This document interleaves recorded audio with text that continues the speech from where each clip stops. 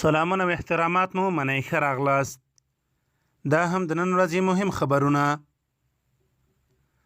طالبانو د خپلو استخباراتي ادارو په حواله خبر ورکړی چې د امنیت له ملاتړ برخمن د عشیان د سولې پروسې د تخریب په پار په زندانیانو د برید پلان لري. د پکتیا په سید کرم ولسوالۍ کې د دیوال غورځېدو پیښه کې 7 تنه ماشومان مړه شوي دي. عامې روغتیا وزارت وایي تیرو 4 ساعتونو کې د کرونا لسګونه تازه مثبتې پیښې ثبت شوي دي. طالبانو ادعا کړې چې امریکایانو لوګر کې د توافقنامې خلاف ډرون برید کړی دی. پاکستان په طالبانو او کابل ادارې غږ کړی چې ژر تر ژره باید بین الافغاني خبرې پیل کړي.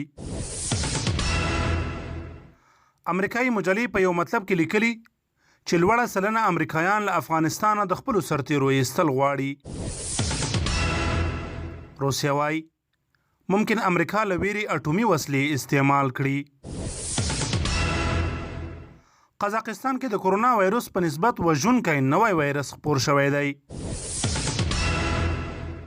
د امریکا دفاع وزارت یا پینټاګون وایي د سرتیرو کمولو لړۍ د امریکا له کانګرس او ناټو متحدینو سره په مشورو مخ ته وړي.